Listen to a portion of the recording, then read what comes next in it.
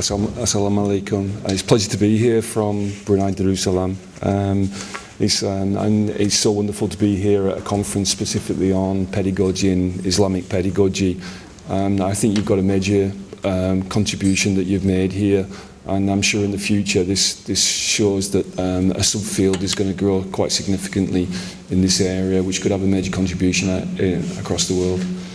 I'd like to, and it's also a real pleasure and an honour to introduce the keynote address today, Dr. Nadim Memon, and his contribution is made to the field of Islamic pedagogy, in particular in Canada, and the ITEP programme, which became internationally recognised, and the first programme which is specifically for teacher training within an Islamic context.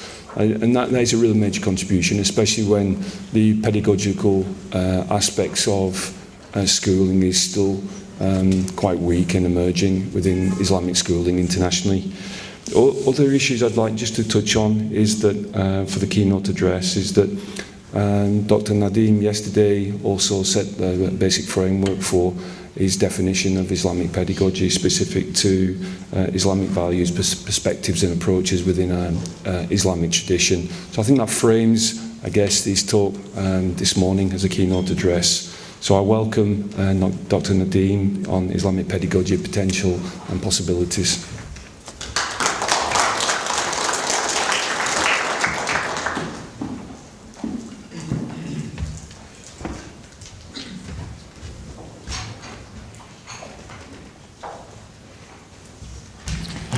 Bismillahirrahmanirrahim. Rabbi shrah li sadri wa yassir li amri wa hlul 'uqdatan min lisani yafqahu qawli. Alhamdulillahi Rabbil Alameen, wa sallallahu ala Sayyidina Muhammadin wa ala alihi wa sahbihi wa sallam. Assalamu alaikum wa rahmatullah. Hope everyone's doing well. I'd like to start with the reflection, or a realization, I should say.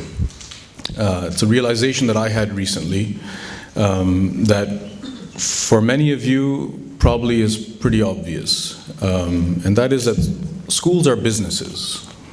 And maybe it's my naive Canadian understanding of a person who apologizes too much, because that's what we're criticized of as Canadians, that I didn't see this coming.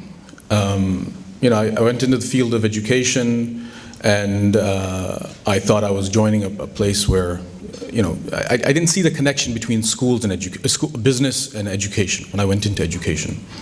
For those of you that know Pakistanis, my last name is Memon, and Memons are known to be business people. So when I was going into education, I had a lot of family members saying, why don't you go into business? Because really that's what your people do. And I said, well, no, I'm going into education. And then I realized a couple years later, I'm actually in education and business at the same time. And I think that realization became really clear to me when I spent 4 years in Dubai. And spending 4 years in Dubai and Abu Dhabi taught me a lot, because that's a context where private education informs public education. Whereas in Australia and Canada, public education, state education, informs private education, the standards, the curriculum, and so on and so forth. So it was an awakening for me, and I'd like to share some reflections about that. I realized that, look, if schools are businesses, they're concerned about one thing primarily, which is enrollment. Whether you're a state school or you're a private school, if you don't have students, you can't function. Right? So if you don't have students, you can't function. If enrollment's not happening, even in public schools in Canada, in Toronto where I'm from, you see public schools shutting down because there isn't enough enrollment and they're combining schools. So if you don't have enrollment, you don't have schools. Retention is another major piece to this puzzle. Retention is if you can't keep the students in your school, then the school doesn't have a good reputation. So when you look at it from a business perspective, you start to realize that enrollment is critical, as is keeping students in the school, i.e. keeping them happy, keeping parents happy, making them feel satisfied. And the third is achievement. Well, if your school's not achieving, well then we've got bigger problems. So we've got three major concerns for us as Islamic schools that are in the independent sector, as private schools, which is enrollment, retention, and achievement. And that got me thinking about the interconnection between business and education. And I happened to watch this TED Talk recently. Some of you may have seen this TED Talk by Simon Sinek. It's entitled Why Great Leaders, or How Great Leaders Inspire Action. Not sure if you've seen it, but I don't know if Dr. Nizar is here, but this is an excellent TED Talk on leadership and how leaders inspire action. And it's one of the most viewed TED Talks in the recent past. It has a lot of critical information for us to understand what makes people act on what they on their convictions. He says, everyone knows what they do, and most know how they do it, but few of us know why we do what we do.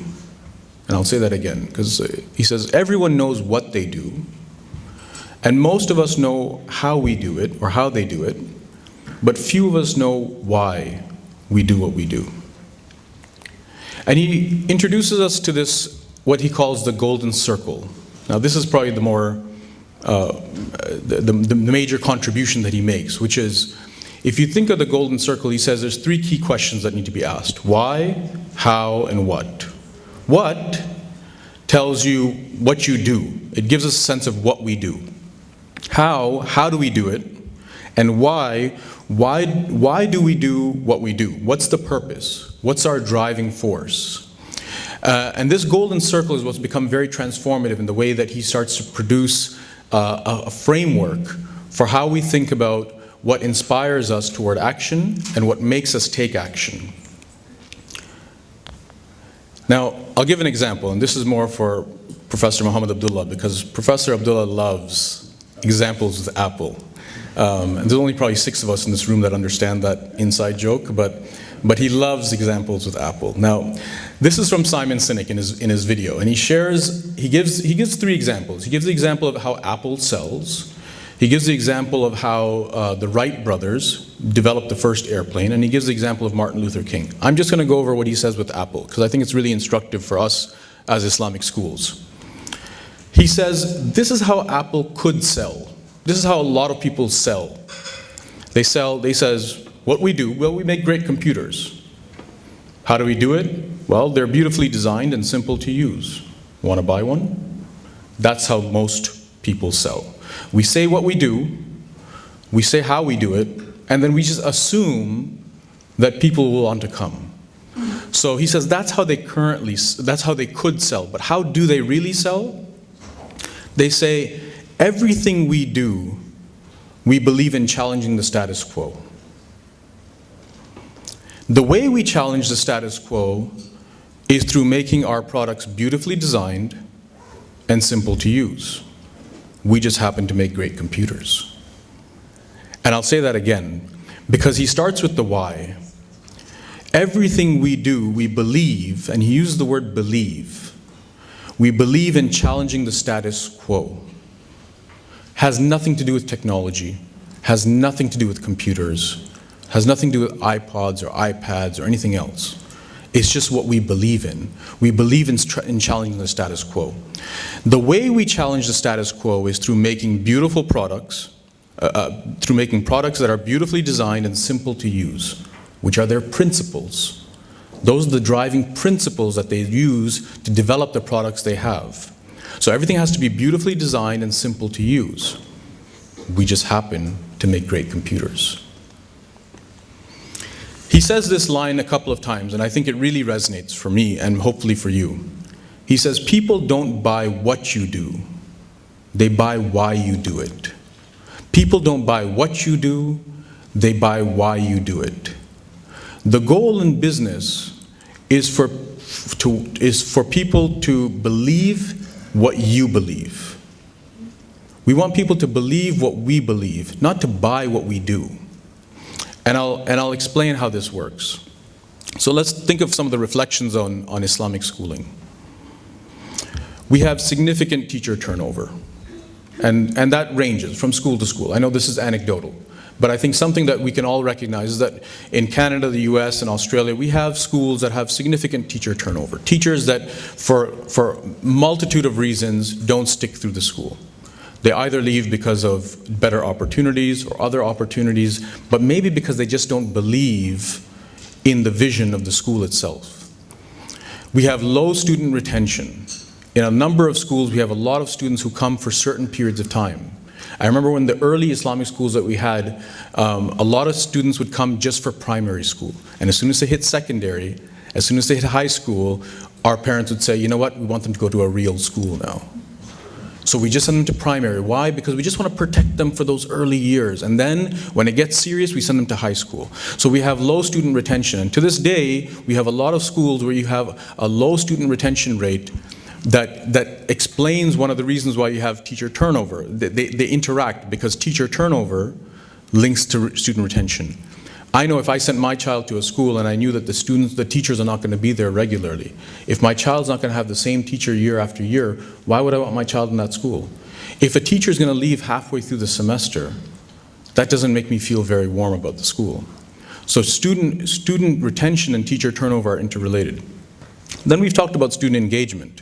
Student engagement has been an issue, not just in Islamic schools. I shouldn't just say it's not just Islamic schools, but student engagement is an issue in general across schools. And how we engage students, in particular in Islamic studies, in a way where they begin to see the relevance of Islamic studies to their lives is critical. Because it interacts with student retention and with teacher turnover. And then low parent-teacher involvement. Low parental involvement, which is, as we know, something that, again, across the board is a challenge. Now here's the critical piece. 35 years of Islamic schooling in Australia, Canada, the US, and the UK, 35 years. We still have 3%, anywhere between 3 to 13% of the school-age population attends an Islamic school, of the Muslim school-age population. 3 to 13%. So I'll let you hold on to that for a second. Simon Sinek talks about the law of diffusion of innovation, and this is where it gets really interesting. He says that whenever you introduce a new idea, there's different people that join the bandwagon at a different time. There's the innovators, which is 2.5% of the population. The innovators are the people who actually develop the ideas. That's 2.5%. Then you've got the early adopters. The early adopters are the people who would join a school even because it's not perfect, but they just want to be in the right place. They're the ones that, like he says, like Simon says, who line up for an iPhone 6 hours, 8 hours, overnight because the new version's coming out. So those are the early adopters. They're the ones that are okay if there's glitches. They're the parents in Islamic schools who say, you know what, it's okay if you don't have a good gymnasium, it's okay. If your science lab is going to be coming in the next year, I'm okay with that. Those are the early adopters. They're the ones that we already have. Now Simon says, Simon says sounds pretty cool, but Simon says that getting anywhere between 10 to 12 to 15% is no big deal. Anybody can do it. In business, if you tell somebody, hey, would you like to invest in my business? I've got about 10% of the market. They'd say, that means nothing. What you need to do is get to the tipping point. The tipping point is when you get to between 18 to 20%. 18 to 20% of a market means you've got mass public interest of the market in that particular product. So the early majority are those people that come at the tipping point. The question becomes, how do we get to that tipping point? The late majority and the laggards are fine. The laggards, like he says, are the ones that even if the only reason why they're using mobile phones is because there's no more rotary phones. That's fine. Laggards we can forget. But how do we get from the early adopters to the early majority? For those of us that have been in Islamic schooling for a long time, this might resonate with you. I have a lot of friends who are on the fence with Islamic schooling. A lot of them, when you meet them at dinner parties, you know how they're the ones who are saying, I've been thinking about sending my children to an Islamic school, but I'm not ready yet. Something doesn't feel right. How is the curriculum over there? But do they really have good environment? And they ask all of these different questions. And over dinner parties, we have to answer these questions where we as people who've been supporting Islamic schools start asking ourselves, what's not right here? And what's not right often is we haven't answered the why. Even for myself, a lot of people put me in a difficult situation because I have a young child. But before that, when I didn't have children, they'd say, so Nadeem, where would you send your children? I said, well, I don't have children, so I don't have to answer that question. And then now that I have a child, they say, so would you send your child to an Islamic school? And I say, well, I'm not sure. As much as I support Islamic schools, it's not that we're saying we wouldn't send our children to Islamic schools because they're not the right school. It's because maybe somebody hasn't articulated for us that why, that vision, that way of making us feel comfortable of why it is that we should be part of this belief system. So I keep getting the answers which are, well, our Islamic school has a really strong integrated curriculum, or we've got a great gymnasium, or now we're on the top of the charts of academic excellence. But what is it that differentiates us is that why. So he gave the example of Martin Luther King, where he said, Martin Luther King Jr. gave the I have a dream speech. He didn't give I have a plan speech. He shared a dream. He shared a vision. He said, think about Martin Luther King, who brought 250,000 people to Washington, D.C. to hear him speak. Those 250,000 people didn't come through Twitter. They didn't come through an email invitation. They came not for Martin Luther King, but they came because of what he believed in. They believed in what he believed in. They didn't come to be like Martin Luther King. They didn't come for him. They came for themselves. So he inspired people to believe not in him, but in what he believed in. The key questions for us, I think for Islamic school educators to ask today, is how do we get to the tipping point? Not to say that we're trying to increase Islamic schools just for the sake of getting to the tipping point so we can get to the vast majority, but to ask ourselves, why is it that we still have 3 to 13% of the student population? In Canada, in Toronto, I'll tell you, Toronto has almost as many Islamic schools in the city of Toronto as Australia, as the entire of Australia. We've got about 60 Islamic schools just in Toronto. That doesn't make them good. That just means we have a lot of schools. But we still only have 3% of the market. Why is that we still only have 3%? We had 3% of the market in 1983. We had 3% of the market in 1993 and in 2003. But why is it that we have so many people who are sitting on the fence? I would argue that with this movement towards Muslim homeschooling that we've seen, the movement towards Islamic Montessoris, which we've seen, and the movement towards these schools that are going to produce high levels of achievement in an Islamic environment, which you hear a lot, are a reaction to us to having a population of Muslim parents that don't feel fully confident yet in Islamic schooling. And how do we get there? So two questions I think we should think about. One is, how do we get to the tipping point? And the second is, how do we articulate what we believe, not what we do? How do we articulate what we believe, not what we do? My response, Islamic pedagogy. I feel strongly that from what we've discussed yesterday, that Islamic pedagogy gives us the sense of values and perspectives and philosophy that's been missing in our conceptualization of Islamic schooling. Islamic pedagogy gives us those principles. It gives us the principles of thinking about what it is that makes us distinct in our pedagogical approach. And pedagogical approach not just in terms of instruction, but in terms of the ethos of the school, in terms of how it interacts with curriculum, and how it infuses throughout the school's entire being. So I'll go over 5 ways to enact Islamic pedagogy. The first is, I think we need to pitch differently. And again, this is taking a page out of Apple. This is how I think we currently pitch our schools. What do? And you see this on our vision and mission statements a lot. We foster a strong Australian Muslim identity. That's what we do. How do we do it? Well, we have an Islamic environment with integrated curriculum and a great character education program that we recently developed. Want to come? That's how we currently sell. What if we sold in a different way? What if we said, and this is just hypothetical, we believe learning should produce excellence. We believe learning should produce excellence. How? The way we produce excellence is by fostering spiritual connectedness between knowledge and action, between character and responsibility. We just happen to have great schools. What if? The second is to connect to tradition, to reconnect to tradition.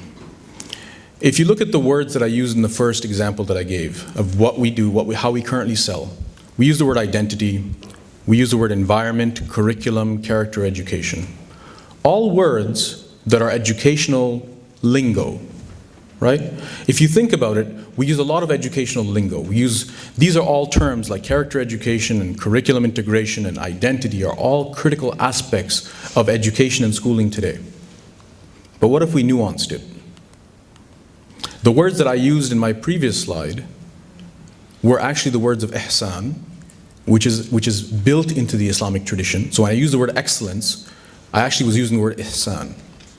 When I talked about the interaction between knowledge and action, I was actually speaking about the interaction between ilm, knowledge, and amal, action, which are principles in the Islamic tradition, concepts in the Islamic tradition.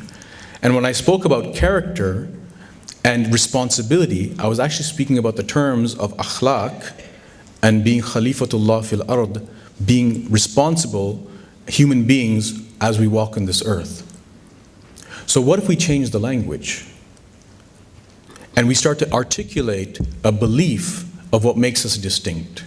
So it's no longer about what we do, because we all have an excellent schooling environment and an integrated curriculum which we're working on, and a character education program which is becoming. But I as a parent, and you as parents, we want to know what you believe in. And I would argue that if we were able to articulate in a way that was convincing what we believe in, we would convince those parents that are on the fence. Because I would rather send my child, and I think you would rather send your children to a school that articulates what you believe in, knowing that things are not in place yet, knowing that it's not perfect and that it's a work in progress. But I have faith and conviction that what you believe in is what I believe in, and therefore I'm willing to go with this risk. And that's the distinction. I think we also need to become meta-analytical. And what I mean by meta-analytical is that recently, Dylan and I have been working on a research project. And we've been speaking to educators who finished the ITEP program, and speaking to them about what impact Islamic pedagogy, the concept of Islamic pedagogy, has had on them. And I'm going to share a few snippets of what a few people have said. They said, when I was introduced to Islamic pedagogy, I started rethinking Islamic pedagogy. I started thinking of pedagogy as Islamic. I used to think it was any way a teacher taught and applying Islamic material to it. Do you remember how we used to, in the 80s and 90s, we used to talk about Islamic education as, well, you have education, and then, or you have pedagogy, and then you just apply, just integrate Islamic material on top of it. You append it. The second person said there seemed to be a disjunction between how we talked about Islam and how we talked about our work in education. So you have Islam and you have education. Islamic pedagogy helped me think about bringing the bridging that needs to happen between these two. So the potential of Islamic pedagogy is it helps us connect, not just Islamic values and perspectives, but from an educational perspective, it helps us connect how these two things interact. The third person said, we were talking about problems at first with respect to curriculum, and we kept going in circles. But Islamic pedagogy gave us the language to start talking about delivery and instruction. We started asking questions about purpose. And this takes us back to the why. The question is, what's going to make us start thinking about purpose? A lot of times we as educators spend we spend a significant portion of our time talking about problems and looking for immediate solutions. So, can you find me the best curriculum resource to teach Islamic studies? So, can we share some resources? So, can we do this and can we do that? It's all immediate reactions. But when are we going to start talking about purpose? And that sense of the why, the belief, and purpose are important conversations. And the last person said, where I got the term meta-analytical, said we realized we should be meta-analytical about Islamic education. the purposes we have, where we intend to go, and why. And these conversations started within their school. And the impact, as you saw with Farah yesterday, and Dr. Farah in her talk, she spoke about how it's not easy. The bigger picture of what we're trying to do here as Islamic school educators, when you take that big picture, you start to realize it's not going to be an easy conversation. And you're not going to come to a solution tomorrow. The fourth way forward that I think we should consider is something that Parker Palmer wrote about in 2007. Parker Palmer has done a lot of work on Christian schools, I think in America, but it's resonated globally. And I think there's a lot, and I've said this in previous talks, but I think there's a lot that we can gain from the Jewish community and from the Christian community in the way that they've established schools. Because really we're doing the same thing. We're establishing schools that integrate faith perspectives into education. So Parker Palmer says that there's 4 key aspects of education or leading schools that we need to think about. The what, the how, the why, and the who. The what is the content, as we all know. What's the curriculum? What are we teaching? How is how we're going to do it? Pedagogy. Why is our purpose? He argues that it's the who that we don't speak about enough. And the who is ourselves. And that's an interesting argument, because I've been speaking about for a long time that I think it's the why or the how that we haven't focused enough on. Because we speak a lot about curriculum. We've now started talking about how. Like a conference like this, we're actually speaking about pedagogy and talking about the how. The why is something that I'm raising today. But he also mentions, don't forget about the who. Because the self-development of our teachers and ourselves as leaders, as educators, as academics, as parents in schools, building ourselves, nurturing a sense of awareness and understanding in ourselves is just as critical. And I would argue that if we work on ourselves, it will have a trickle effect by virtue to parents and students. So if we begin to ask ourselves these larger questions, believe me, it'll have an impact, because parents and students will start to realize that they're speaking about it, therefore it's getting us to think more deeply as well. So he mentions the who. And the last one that I'd like to mention is the comfort of not knowing. And I say this because I've seen over the years of Islamic school growth, and I think one of the benefits of the work that I've been able to do over the years in my research is look at the historical growth of schools. And I've had a chance to speak to a lot of pioneers in Islamic schooling. And one of the things I've learned is that it's easy to lament, and it's easy to fall into a sense of feeling that we have a deficit. So for a lot of years, we spent time saying we don't have an Islamic studies curriculum. We need more resources. We need, we need an integrated Islamic studies. If we had this, we'd be great. And I say, well, let's be honest. First of all, having a very well integrated Islamic studies curriculum could take us decades. It already has taken us decades if you think about it. It's already taken us 35 years, and we still don't have one that we can all celebrate, which is fine. And that's a good thing, because we've come up with a lot of different models that are in some ways working, and in other ways are fodder for new renewal of curriculum. So it's a good thing. And similarly with Islamic pedagogy, I think we need to become comfortable with not knowing. I think we need to become comfortable knowing that within the Islamic tradition there's a richness of educational thought. And we have snippets of it. We have concepts, as we spoke about yesterday. We have values, we have hadith, we have the content is there. But if it doesn't get solidified, if it doesn't get conceptualized and synthesized into a document, like the Melbourne Declaration, if it doesn't get documented in the next decade, that's okay.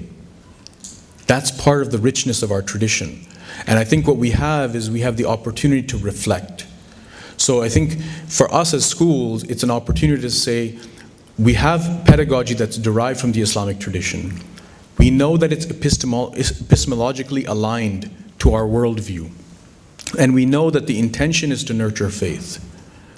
We might not be able to answer the question of what is Islamic pedagogy and what's not Islamic pedagogy. Whether that's even a question that needs to be answered can be debated. But what we do know is that we have an opportunity for reflection, for educational reflection, for debate and discussion within our schools and across our schools. So I think that, in itself is an opportunity for us to say, how do we begin this conversation? And I mentioned already that if educators grapple and gain conviction, it will be contagious for parents and students. And I really believe that. And I think for us as educators, we know that within our schools, if we begin the conversation, we can have an impact just by virtue of asking ourselves, how do we better ourselves? How do we renew our own visions? That will take us to an impact on students and educators. So my challenge for us today is that we leave here by starting the conversation. My challenge is for us to start the conversation within your schools and across schools that are close to you on the same 2 points that I mentioned. Ask each other, how do we get to that tipping point? And how do we articulate what we believe? Because as I mentioned, articulating what we believe is what's going to shape us in terms of being able to sell our schools, not just to ourselves, but to the community at large. Jazakallah khairan.